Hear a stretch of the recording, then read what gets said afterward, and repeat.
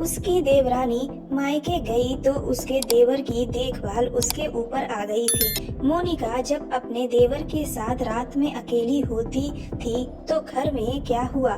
दोस्तों, मोनिका की उम्र 23 साल है और फिगर की बात क्या करूं, एकदम मस्त, देखने में बहुत खूबसूरत है। उसके अभी कोई बच्चे नहीं हैं और उसका पति दूसरे शहर में नौकरी करता है। सैलरी बहुत अच्छी ना होने की वजह से मोनिका को लेकर नहीं गया, क्योंकि वह वहाँ लड़कों के साथ रूम में रहता है।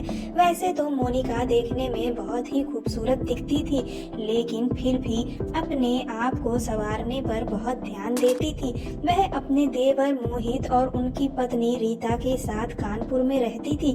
उसका देवर बहुत स्मार्ट और हैंडसम था और बहुत फ्लर्टिंग नेचर का था। जब मोनिका की शादी हुई थी तो उसका देवर शहर में रहकर पढ़ रहा था। फिर अगली साल उनकी कानपुर शहर में ही नौकरी लग गई और कुछ ही महीनों में उसकी शादी भी करवा दी गई। उसका देवर बहुत हंसी मजाक करता था उसके साथ और उसे भी उसका हंसी मजाक बहुत पसंद था। उसका पति तो देखने में मोटा था और उसके बाल भी झड़ गए थे, लेकिन देवर हट्टा कट्टा जवान था और उसका हम उम्र ही था। वो भी उससे बात करने का बहाना ढूंढती रहती थी। मोनिका के पति को छुट्टियां कम मिलती थी, प्राइवेट नौकरी करता था, मुंबई में रहता था, इसीलिए वह घर कम आता था, लेकिन फोन पर घंटा घंटा भर बात करता था। दिन का तो समय तो मोनिका अपनी देवरानी के साथ बिता लेती है, पर रात को उसे जल्दी नींद नहीं आती, क्योंकि पति साथ नहीं होते तो उसकी कमी उसे बहुत सताती है। वह जवान थी, उसका कभी कभी तो मन करता था कि काश उसके पति उसे भी अपने साथ ले जाते, क्योंकि रात को देवर जी के कमरे से बहुत ही अजीब अजीब आवाजें आती थीं। एक बार की बात है, जब उसकी कमर में दर्द हो रहा था तो उसके देवर ने कहा, भाभी मैं आपकी मालिश कर दूं। उसने कहा रहने दो, तो बोला रीता तो बाजार गई है, घर में कोई और है नहीं जो आपकी मालिश कर दे, मैं बहुत अच्छी मालिश करता हूँ। रीता की कमर में जब दर्द होता है तो मेरी मालिश से चुटकियों में आराम मिल जाता है, आपको भी बहुत जल्द आराम मिल जाएगा। मोनिका ने हामी भर दी और उसने तेल से मालिश करनी शुरू कर दी, जिससे कि मोनिका को बहुत ही आराम मिल रहा था। और ना जाने क्यों मोनिका की वो इच्छाएं जो वो दबाए बैठी थी वह सुलगने लगी थी। मोनिका ने खुद को समझाया कि वह शादीशुदा है। उस दिन तो मोनिका ने खुद को समझा लिया, लेकिन वह अंदर ही अंदर तड़प रही थी। एक दिन अचानक उसके देवर की पत्नी को मायके जाना पड़ा, क्योंकि उसकी माँ की तबीयत ठीक नहीं थी। रीता ने मोनिका से कहा, मैं आपके देवर को फोन पर बता दूंगी, आप बस उनका ख्याल रखना, उनको खाना खिला देना रात में। यह कहकर वह बस से निकल गई। रात को उसका देवर जब घर आया तो मोनिका कुछ काम कर रही थी। उसके देवर ने उसे नोटिस नहीं किया और सीधे रूम में नहाने चला गया। कुछ देर के बाद देवर की आवाज आई, रीता जरा तौलिया देना। तब मोनिका समझ गई कि देवर जी को शायद पता नहीं चला कि उनकी पत्नी मायके गई हुई है, तो वह खुद फटाफट उनका तौलिया लेकर पहुंच गई और उसने जैसे ही दरवाजा बजाया, देवर जी ने अचानक उसे अपनी बीवी समझकर बाथरूम के अंदर खींच लिया। उनके ऊपर शावर से पानी गिर रहा था। मोनिका अपने देवर से हाथ छुड़ाने की कोशिश करने लगी, लेकिन वह शावर के पानी से पूरी तरह गीली हो गई। उसे बहुत शर्म आ रही थी। उसके देवर ने जैसे ही मोनिका की आवाज सुनी, तुरंत उसे अपनी तरफ घुमाया और उसका चेहरा देखकर हड़बड़ा गया। मोनिका भागकर बाहर आ गई। बाहर आते ही उसका दिल जोर जोर से धड़कने लगा। उसने तुरंत अपने कपड़े चेंज किए और उसके देवर जी नहाकर बाहर आए और डाइनिंग टेबल के पास रीता रीता चिल्लाने लगे। मोनिका को बहुत शर्म आ रही थी, लेकिन उसकी आवाज सुनकर मोनिका उसके पास गई और वह झुकी नजरों से बोली, रीता अपने मायके गई हुई है, आप बैठो, मैं खाना लगा देती हूँ।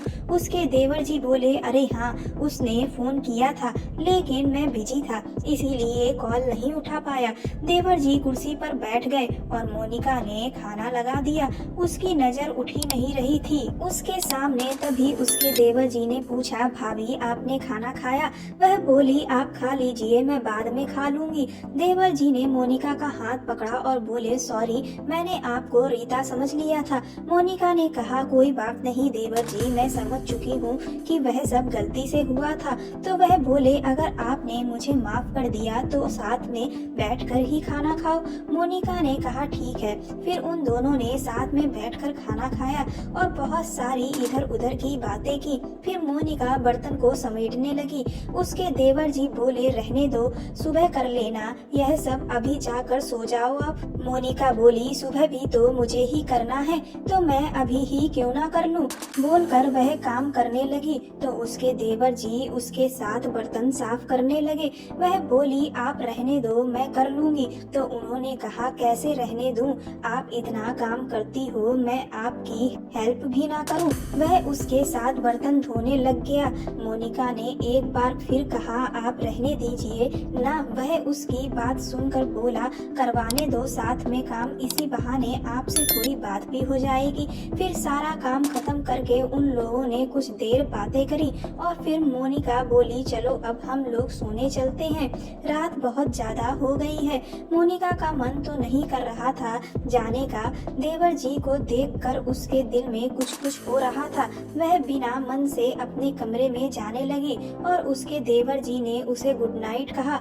सुबह मोनिका अपने देवर जी के उठने से पहले ही सारा काम खत्म करके नाश्ता बनाने लग गई। तब तक देवर जी बाहर आए और बोले, अरे इतनी जल्दी, यह सब करने की क्या जरूरत थी। मोनिका बोली, आपको ऑफिस के लिए लेट ना हो जाए, इसीलिए देवर जी ने कहा आज ऑफिस नहीं है। मैं आपको रात में ही बताने वाला था, लेकिन आपको नींद आ रही थी और मैं बताना भूल गया। मोनिका बोली, कोई बात नहीं, आप नहा लीजिए, फिर नाश्ता लगाते हैं। और फिर दोनों ने साथ में मिलकर नाश्ता किया। फिर उसके देवर जी ने कहा, भाभी आप बहुत दिन से बाहर नहीं गई हो और भाई भी नहीं है, तो सोच रहा हूँ आपको कहीं घुमा लाऊं। अगर आपको मेरे साथ बाहर घूमने में कोई दिक्कत ना हो तो।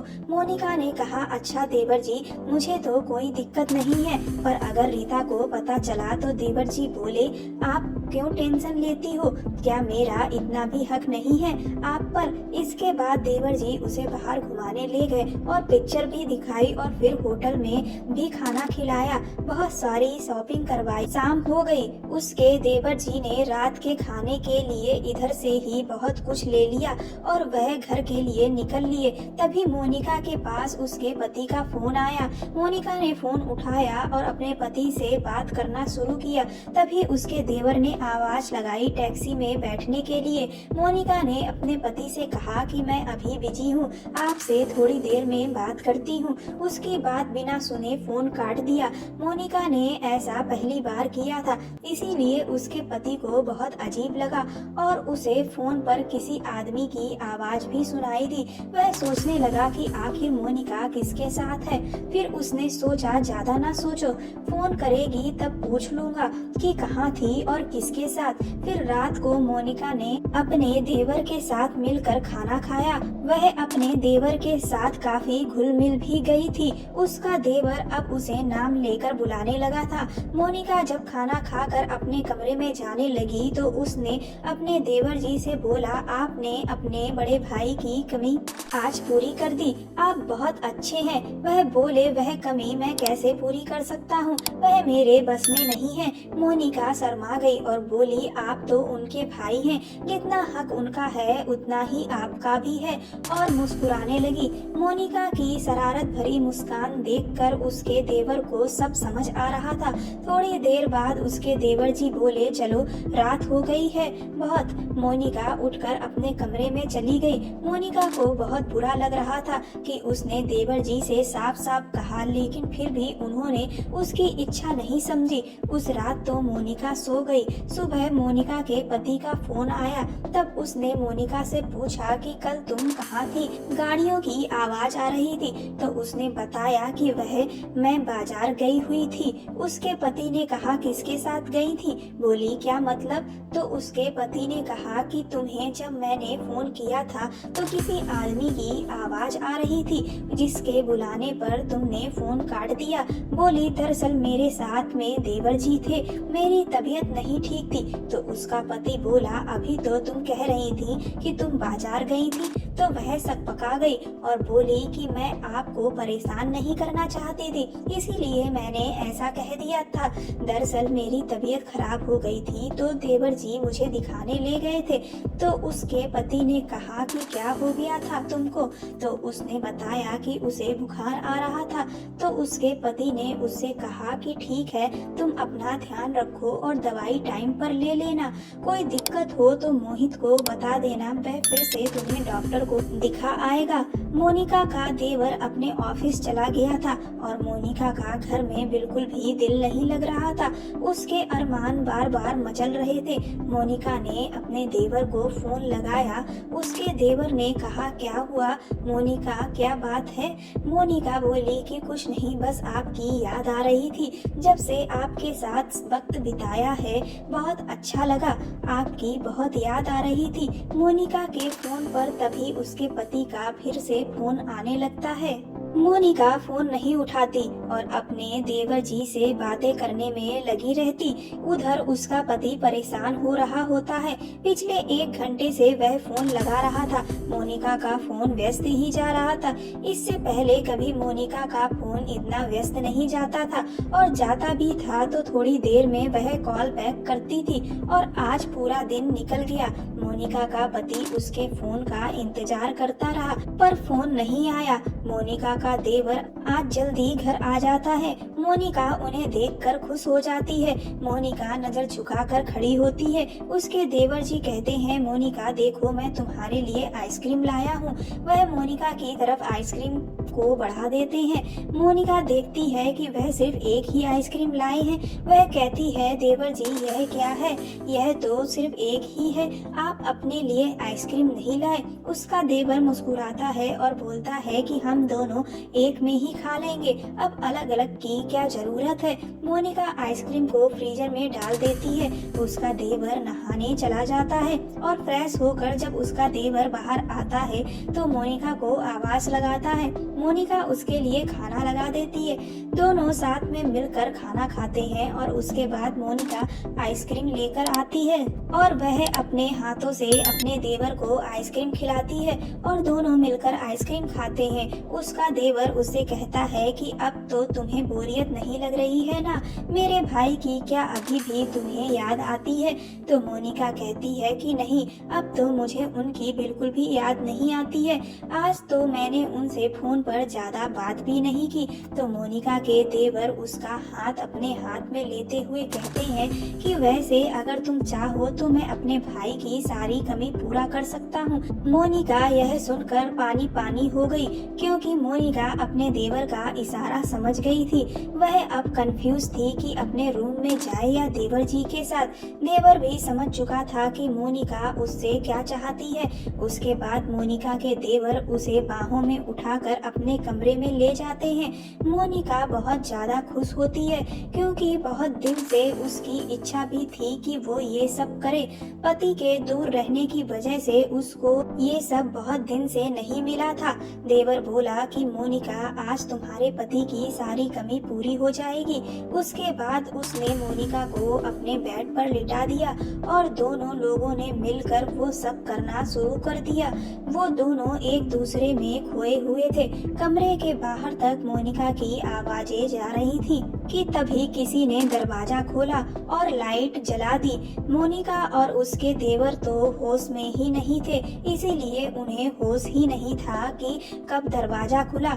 जब लाइट जली तब उन्हें होश आया। दरवाजे पर जैसे ही उनकी नजर पड़ी, उन दोनों के 2 तोते ही उड़ गए। अब उन्हें दिन में तारे नजर आने लगे, क्योंकि सामने जो खड़ा था वह कोई और नहीं बल्कि मोनिका का पति था। उसको देखते ही मोनिका अपने आप को चादर से ढकने लगी। उसके देवर ने भागकर अपने कपड़े पहनना शुरू कर दिए। मोनिका का पति बहुत ज्यादा गुस्से में था। उसकी आंखें एकदम लाल हो गई थीं। उसने अपने भाई को जोरदार थप्पड़ मारा और बोला, मोहित, तुम अपने ही भाई को धोखा दे रहे थे। मैंने तो कभी सोचा भी नहीं था कि तुम मेरी बीवी के साथ ऐसा करोगे। मोनिका अपने पति को देखकर रोने लगी और कहने लगती है कि देखो, तुम बिल्कुल सही समय पर आ गए। तुम्हारा भाई मेरे साथ जबरदस्ती कर रहा था। जैसे ही यह बात मोनिका का देवर सुनता है, उसके तो होश ही उड़ जाते हैं। वह कहता है, मोनिका, तुम यह कैसी बातें कर रही हो? तुम तो अपनी मर्जी से मेरे साथ आई थी और तुम खुद चाहती थी कि मैं तुम्हारे साथ यह सब करूं। मोनिका इन सब बातों को नकारने लगती है और रोने लगती है। मोनिका का पति उसके पास जाता है और मोनिका उसे देखकर और जोर जोर से रोने लगती है। थोड़ी देर बाद ही एक जोरदार तमाचा मोनिका के गाल पर लगता है और यह देखकर मोनिका चौंक जाती है। उसका पति कहता है कि मैं क्या तुम्हें बेवकूफ लगता हूँ कि तुम कुछ भी कहोगी और मैं समझ नहीं पाऊंगा? मैंने तुम्हारी और मोहित की सारी बातें सुनी हैं। शायद तुम्हें यह याद नहीं होगा कि इस घर की दूसरी चाबी मेरे पास रहती है, क्योंकि मैं जब भी आता हूँ देर रात ही आता हूँ, तो घर में कोई परेशान ना हो, इस वजह से मैं चाबी अपने साथ लेकर जाता हूँ। और आज जब तुमने कहा कि तुम्हारी तबीयत नहीं ठीक है, तो मुझे तुम्हारी फिक्र होने लगी और तुमने मेरा फोन भी नहीं उठाया। पहले फोन बिजी जा रहा था, फिर फोन स्विच ऑफ हो गया, तो मुझे तुम्हारी बहुत चिंता होने लगी। इसीलिए मैंने इमरजेंसी में छुट्टी ली और मैं तुरंत मुंबई से कानपुर के लिए निकल पड़ा। यहाँ आते आते मुझे रात हो गई और मैंने दूसरी चाबी से घर का दरवाजा खोला और अपने कमरे में गया। वहाँ देखा तो तुम थी नहीं। मुझे लगा कि तुम किचन में होगी। मैं किचन में गया तो तुम वहाँ पर भी नहीं थी। फिर मुझे मोहित के कमरे से कुछ आवाजें सुनाई दी, जबकि मुझे तुमने बताया था कि रीता मायके गई हुई है। मुझे लगा पहले कि शायद तुम हो क्या अंदर, लेकिन फिर मेरा दिल नहीं माना। तो मुझे लगा कि कहीं ऐसा तो नहीं कि तुम भी कहीं गई हो और मोहित किसी लड़की को लेकर आया हो। यह सोचकर मुझे रीता के लिए बहुत बुरा लगा। मैंने सोचा कि मैं मोहित को रंगे हाथों पकड़ लूंगा और उसे उसकी गलती का एहसास दिलाऊंगा। लेकिन यहाँ तो जब मैंने दरवाजा खोला तो सामने का नजारा देखकर मुझे ही मेरी गलती का एहसास हो गया कि मैंने तुम जैसी लड़की से शादी की। तुम लोग तो इतना ज्यादा खोए हुए थे कि मैं 5 मिनट से यहाँ खड़ा तुम्हारा गंदा खेल देख रहा था और तुम्हें एहसास भी नहीं हो रहा था, और उसमें कहीं से भी ऐसा नहीं लग रहा था कि यह आदमी तुम्हारे साथ जबरदस्ती कर रहा है। मोनिका का पति अपने भाई मोहित की तरफ देखते हुए कहता है कि हाँ, यह आदमी, क्योंकि आज से यह मेरा भाई कहलाने के लायक नहीं है। उसके बाद मोनिका का पति उस घर से निकल जाता है। सुबह मोनिका की देवरानी वापस लौट आती है। उसके साथ मोनिका का पति भी होता है। मोनिका के देवर और मोनिका यह देखकर चौंक जाते हैं। मोनिका के पति ने रीता को सब कुछ बता दिया था। मोनिका की देवरानी बुरी तरह से रो रही होती है, अपने पति को मार रही होती है। वह कहती है कि आखिर मेरे प्यार में क्या कमी थी, जो कुछ दिन मैं यहाँ से गई तो तुम्हें यह सब करने की जरूरत पड़ गई, वह भी अपने ही भाई की बीवी के साथ। क्या तुमने एक बार भी मेरे बारे में सोचा कि मुझे पता चलेगा कि तुम यह सब कर रहे हो तो मुझे कैसा लगेगा? कुछ देर के मजे के लिए तुमने हमारी जिंदगी खराब कर दी, हमारे विश्वास को तोड़ दिया। मोनिका की देवरानी अपना सामान पैक करने लगी। यह देखकर मोनिका का देवर उसे रोकने लगता है, समझाने लगता है और कहता है कि मुझे माफ कर दो, आज के बाद यह गलती कभी नहीं होगी। इस मोनिका ने मेरे ऊपर जादू कर दिया था, मेरा दिमाग ही काम नहीं कर रहा था, इसने मुझे वश में कर लिया था। मोनिका अपने देवर का मुंह देख रही थी और सोच रही थी कि यह तो बड़ा चालू है, लेकिन मोनिका की देवरानी साफ शब्दों में कह देती है कि यह गलती नहीं है, यह जानबूझकर किया गया है और इसकी कोई भी माफी नहीं होती है। अब तुम आजाद हो, जो चाहे सो करो और मैं तुम्हें बहुत जल्द तलाक के कागज भेज दूंगी और तुम्हारे जैसा धोखेबाज पति कोई भी औरत नहीं चाहती है। मोनिका का पति भी मोनिका को छोड़ देता है और उसे तलाक दे देता है। अब मोनिका कहीं की नहीं रह गई होती है, क्योंकि उसने अपने देवर को इस सब में फंसाने की कोशिश की होती है और इस सब के लिए इल्जाम उसके सर पर डालने की कोशिश की होती है। इसीलिए अब वह अपने देवर के पास भी नहीं जा सकती थी। मोनिका के देवर और मोनिका बुरी तरह से रो रहे थे और मोनिका का पति रीता को लेकर उस घर से चला जाता है। मोनिका की देवरानी रीता अपने मायके वापस चली जाती है और मोनिका का पति मुंबई वापस चला जाता है। कुछ दिनों बाद मोनिका के पास तलाक के कागज आ जाते हैं और मोनिका का उसके पति से तलाक हो जाता है और अब मोनिका पूरी तरह से बर्बाद हो चुकी थी और वह अपने मायके में अपनी जिंदगी गुजार रही थी। उसके मायके में ज्यादा पैसे नहीं थे और उसके घर वाले उसे खूब ताने मारते और सारा काम भी उसे ही करना पड़ता और मोनिका के देवर का भी हंसता खेलता परिवार बर्बाद हो गया था।